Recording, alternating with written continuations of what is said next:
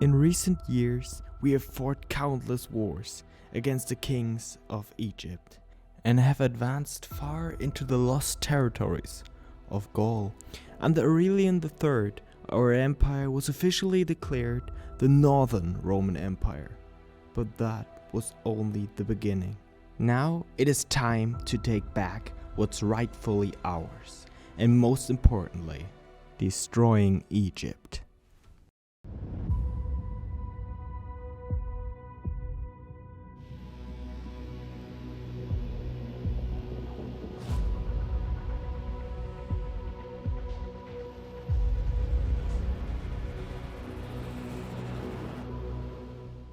It was Zirza 15, Taxman 123, and Yellow Hurricane, God, feels kinda weird that Arishak is missing, that cast the dice and decided in agreement of the other senators that the complete conquest of Gaul is now the top priority. But the development of the conquered territories was also to be in the focus. Last but not least, the destruction of Egypt was one of the most requested proposals. I mean, it was so often requested that it was like a cult that was permanently praying to one thing. Even on my Discord server, which you are welcome to join, by the way. In the West, Britannia, Italy and Egypt were the dominant powers, fighting for supremacy and power in Western Europe. But that was nothing compared to the factions in the East. For their armies reached such enormous proportions that only the strongest remained. At the same time, there was also a great war between Italy and Egypt, and even I was more or less involved in that war. Because and this dude is actually in my prison. in the years that followed, I married my children to powerful vassals to ensure their loyalty. And because my children loved forced marriages.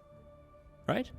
As a sign of his success, Aurelian had a statue erected in Londinium, and as so often, I continued to erect buildings in my county and in the counties of my vassals. Moreover, I was on my way to becoming the head of the Roman culture, and to further development, I also built many new cities, villages, and temples. Meanwhile, Egypt had reached a new low. Oh my gosh! The Muslims are invading Egypt. Okay, they're done. They are done. Yeah, they will win that.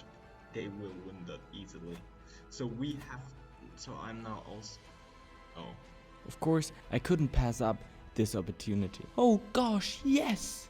I advanced quickly, which is not surprising given Egypt's situation. But some smaller nations had joined forces to support Egypt, and they nearly won a decisive victory, but the quality of my army was still too good, and so Egypt lost the war. I wish I could declare more wars against Egypt, but that could have massively destabilized the empire, and so I attacked Burgundy instead. And yeah, there's really nothing more to say about that. Okay. Except that shortly afterwards, I simply gave away Lyon to a vassal, without noticing it at all. Only to wonder shortly afterwards where all my revenues had gone. In the meantime, Egypt had managed to stay alive, despite its difficult situation. But things were still not going good for it. In Italy, meanwhile, a huge civil war had broken out, and things were not looking good for the emperor. I was finally able to wage war against Egypt again, which still couldn't really defend itself because of the war against the Muslims. But during this war, Italy had managed to restabilize itself, and the current emperor reminded me strongly of Honorius in terms of his abilities. Bruh. And then I found something incredible. Panic is finally popping up again, even in Germany. Or is that even in Germany? They're in Hellenic. Romans in Germany? Dude! What? Julius Caesar? What the frick? In Germany? That's like in the middle of Germany. Often, senators in the Senate talked about conquering the Germanic tribes or occupying Germanic territories. But now that Romans had settled there on their own, I wanted to leave Germania to them for the time being. Unfortunately, I didn't have enough piety to conquer royal titles, so over the next few years I attacked Egypt and Burgundy in turn, slowly occupying the last pieces of Gaul. Some nations even paid me gold for not attacking them.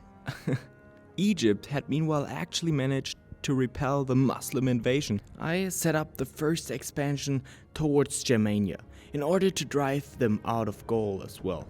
In addition, I was now finally the head of the Roman culture and used it to introduce a few changes, which enabled me to conquer several kingdom titles with one ruler. In further wars against Egypt, there were always major battles from which the legions emerged victorious.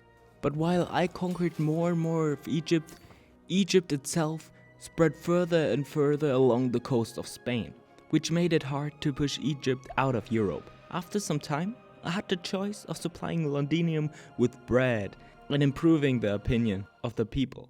But why spend bread in Londinium when you can do the same thing in the whole empire for a relaxed 14,000 gold? I mean, guys. Now, I had to wait until I could do something again, but believe me, it was worth it. Our Roman friends in Germania were doing well, defending their empire against other German tribes.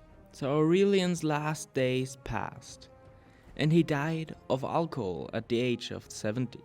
Thus, Aurelian V was crowned emperor, but because of his young age, the boy's future is uncertain. The young emperor tried his best, but factions quickly formed which wanted to destroy the boy's reign before it even started. Realizing that a civil war was becoming more and more unavoidable, Aurelian enlarged the army and prepared for the worst. And so the uprisings of the 8th century broke out soon after.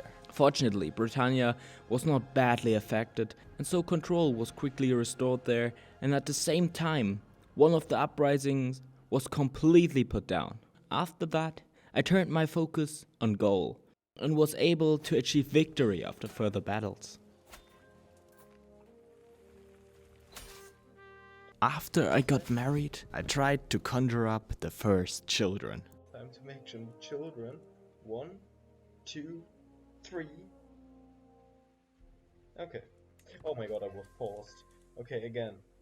1, 2, 3. Pregnant. Let's go. Oh. More wars followed in the next few years, and my empire grew and grew. Not much was left until I had reconquered all of Gaul. Suddenly, Germany tried to stop me, but their attack was intercepted by the legions, and so the Germans disappeared back into their forests. Not much happened in the next few months, but suddenly Italy declared war on me. And so many sieges and battles followed. Fortunately, I was able to wipe out the widespread enemy legions almost one by one, and thus suffered hardly any losses. And so, after a few years of war, I could claim the victory. But I did not let them get away with that. And so, I declared war and reclaimed Italy and all the Roman population. Battles and sieges followed. After some years, I succeeded in conquering Mediolanum, and shortly afterwards, advanced as far as Ravenna.